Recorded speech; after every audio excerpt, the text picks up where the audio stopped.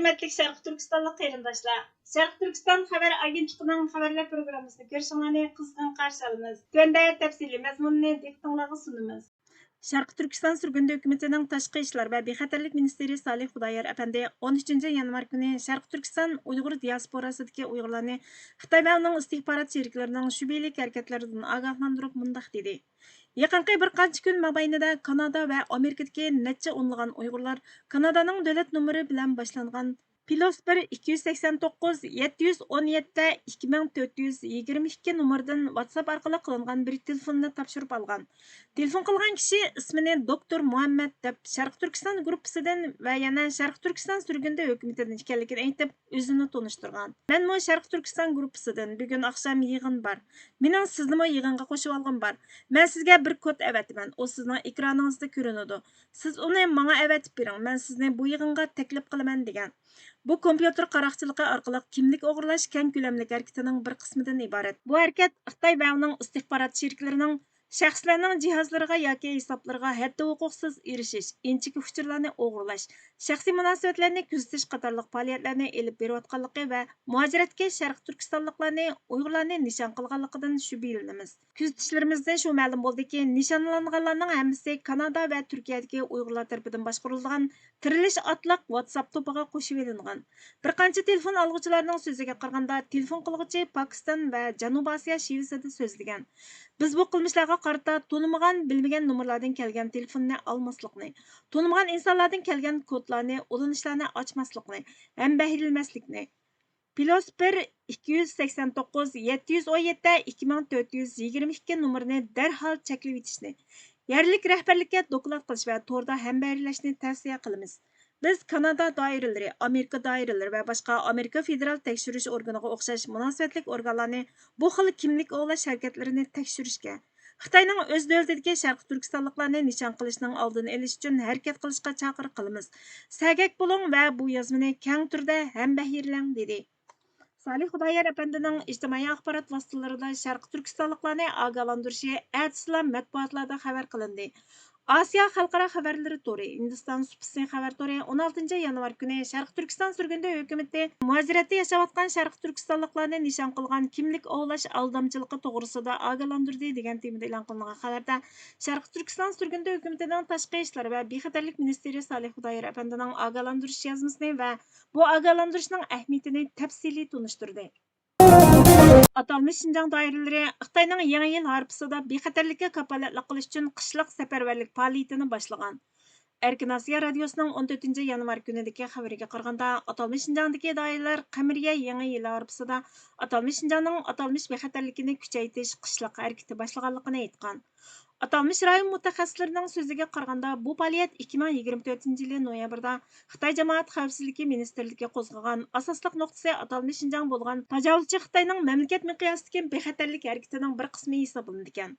Atalmış Şinjan Uyg'ur avtonom rayonlik jamoat xavfsizligi xodimlari bu faoliyatning murakkab bexatarlik vaziyati bor rayonlarni boshqarishga markazlashadiganligini, bu orqali atalmış zo'ravon terrorlik harakatlariga zarba berishni, 28 yanvardan 2 fevralgacha bo'lgan dam olish mezgilida muqimlikqa kafolatlik qilish uchun yoshirin bexatarlik xavfini baldur bayqash va yo'qotishni kuchaytirganligini o'ttirg'a qo'ygan.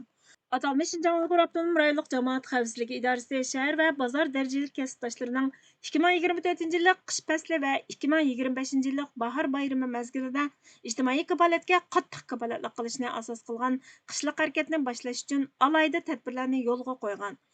İvrig'ul rayonlik jamoat xavfsizlik idorasi 4 yanvar Qumulda o'tkazilgan safarbarlik yig'inida katiboshlar qish harakatining murakkab bexatarlik vaziyati bor rayonlardagi markazlik tozalash va tuzatishga ahamiyat berganligini e'lon qilgan.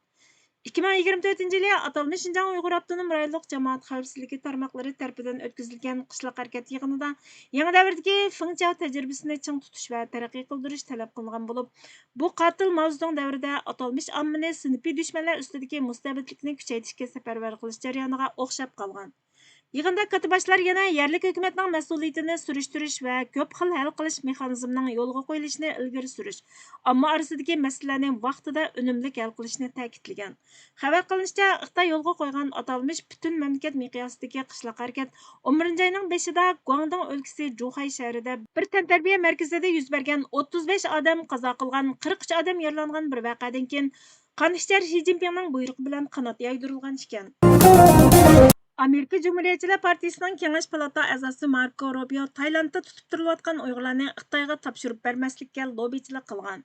Dunyo xabarlari torining 15 yanvar kunidagi xabariga qaraganda, Amerika Tashqi ishlar ministrligining ministri nomzodi Kengash palata a'zosi Marko Rubio 15 yanvar chorshanba kuni tushdan burun o'tkazilgan vazifaga tayinlash guvohlik yig'inida Uyg'urlar masalasi haqidagi savollarga javob berib, Uyg'urlarga izchil ko'ngil bildirganligini aytgan. Kengash palata a'zosi Jeff Merkeli navbatda Tayland turmusida tutib turilayotgan Uyg'urlar masalasida Marko Rubiodan Taylandga Xitoyga qaytarmaslik uchun besim qilmaslikni, Amerika hukumatining qandaq pozitsiyada bo'lganligini so'raganda, Taylandning amaliyotda Amerikaning intayin yaqin sherigi, shundaqla kuchli tarixiy ittifoqdoshi ekanligini, shunga bu diplomatik munosabatning naqadar muhimligini, bu munosabatni Uyg'urlar uchun qo'llanganligini, bu qatimqi Taylandning Uyg'urlarni Xitoyga qaytarishiga qat'iy qarshi turish, Taylandga besim ishlatishning atalmish Şinjandagi Uyg'ur va boshqa Turkiya xalqlar duch kelgan irqiy qirg'inchilikni dunyoga qayta eslatadigan fursat ekanligini aytgan. Shundaqla Xitoyning Uyg'ur va boshqa Turkiya xalqlarini majburiy emgakka selish qilmishi haqida to'xtalib, Xitoy hukumatining Uyg'urlarni zamonaviy qullar lageriga qamishini keskin turda ayblaymiz degan. Guvohlik yig'inida so'ralgan savollarning biri Xitoy masalasi bo'lib, Marko Rubio Xitoyni davlatimiz ta hozirga qadar duch kelib boqmagan xatarlik va yoshirin bo'lgan dushman darajasidagi davlat degan. Şiir Xitoy g'alchilariga G'ulom Osmon yag'mi. Zahrini taqqash dinimga bu Xitoy yilonchayon. Zulmidan ingrashqimi yetmaydi hol, yo'q imkon. Yig'lasam dardimga billa, yig'lag'ay butkul jahon. Qon yeshimdan bo'ldi hosil shu mahal daryo qiyon. So'zlasam qismatlarim titrar yurak yaproq simon. Berdi qurban hürriyet deb bu xalq ko'pdan beri. Hürriyet arzusi elning oshdi shundoq kun seri.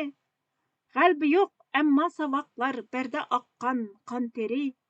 Bildi Xitoyning niyat planini yasham qeri.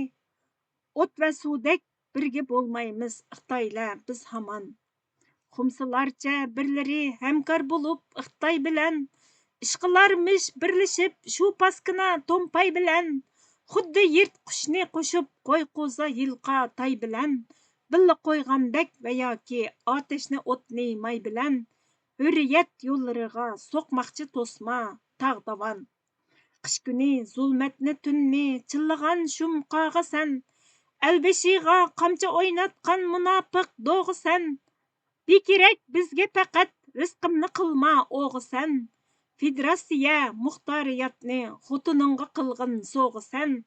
Ammo elning ko'nglini chagma yeyib bulut tuman. Vaq darixa to'yda el Xitoy degandan g'iqqida. Ko'rdi Xitoyning quruq shafqatlarini jiqqida. Bu kabi shum gapni eshitsa turmanda har kim tikkida. To'ppimizga jigdi salmoqchi bo'lishsang ipida. Yong'usi yomonliqing boshingga chiqqay shu hamon. Sen Xitoyga qonmagan ya to'ymagan bo'lsang agar. Bo'lquda va ya baja anang ochangni ber. Kaynidin ket agishib bo'lganda Xitoy darbadar. Sen agar odam isang bo'lma iflos u qadar. Bo'lmaqinga ne kerak Xitoy qishida ishqavan. İstiking bo'lsa nima erkinliking bilganni qil. Ammo u o'z istiking hech emas ko'pga vakil. Elni sotma xohlasang singlingni sot o'zing setil. Ancha bek azvaylima ko'tingni qis o'zingni bil.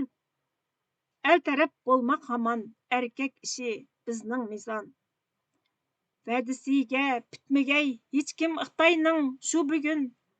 Chunki dilda bar azobdan shu Xitoy to'kkan tugun. Oq Xitoy, qizil Xitoy, hammasi birdir butun.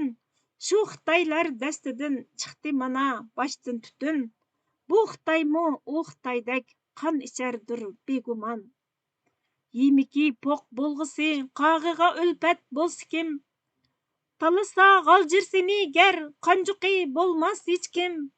Suvsuzlik bo'lmaydi boshdan kelsa lay daryo iqim. Mishku chashqan kabi tug'ma kushanda qismatim.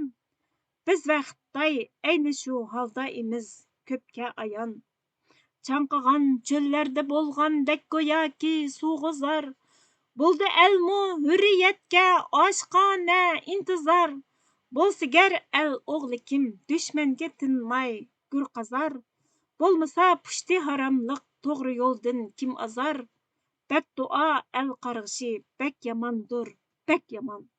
Bizga vaqt ayırğanlar uchun ko'pdan ko'p rahmat. Kelar qatimki programmamizda ko'rishguncha Allohga omonat bo'lgaysizlar.